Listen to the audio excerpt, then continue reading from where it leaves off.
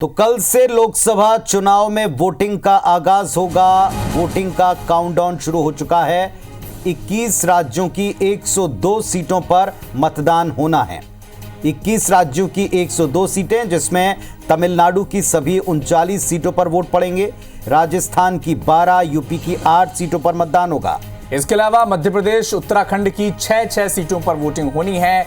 असम, महाराष्ट्र की 5 सीटों पर भी मतदान होने हैं, जबकि बिहार में 4 और पश्चिम बंगाल की 3 सीटों पर भी मतदान होंगे। पुनीत जी, अरुणाचल प्रदेश, मेघालय की 2 सीटों पर वोट पड़ेंगे और मध्य प्रदेश का डिटेल 6 सीटों पर जहां वोटिंग हो रही है, इसमें शामिल है शहडोल, जबलपुर, मंडला, बालाघाट और छिंदवाड़ा। इन 6 सीटों पर मध्य प्रदेश में वोटिंग होगी। मध्य प्रदेश की इन 6 सीटों पर कुल 88 उम्मीदवार चुनाव मैदान में। बात करें छत्तीसगढ़ की, तो बस्तर से यहां की जंग की शुरुआत होगी। चुनावी जंग की बस्तर सीट पर कुल 11 उम्मीदवार हैं और बस्तर की ही बात करें तो कुल 1961 मतदान केंद्रों पर मतदान संपन्न होंगे। तो कल सुबह से वोटिंग प्रक्रिया की शुरुआत हो जाएगी। इसका काउंटडाउन शुरू हो चुका है। पूरी सुरक्षा के बीच में सुरक्षित मतदान के सारे तैयारी के क्रम को पूर्ण किया गया है।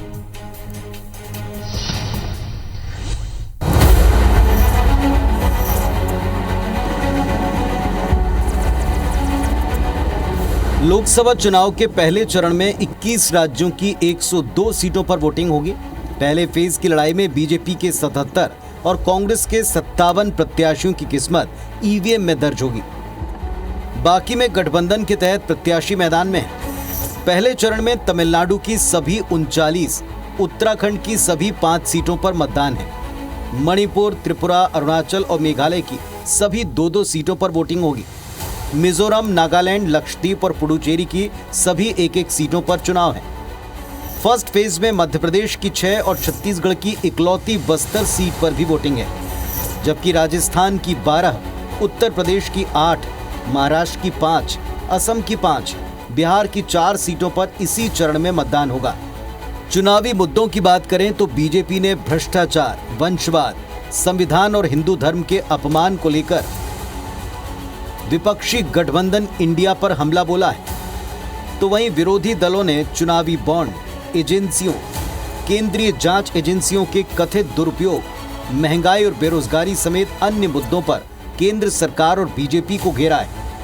19 अप्रैल को बीजेपी और कांग्रेस के कई कद्दावर नेताओं की साख दांव पर लगी है। बीजेपी की तरफ से जिनकी किस्मत ईवीएम में दर्ज होगी, उनमें 8 केंद्रीय मंत्री नितिन गडकरी, किरण रिजिजू, सर्बानंद सोनोवाल, संजीव बालियान, जितेंद्र सिंह, भूपेंद्र यादव, अर्जुन राम मेघवाल और एल मुरुगन शामिल हैं।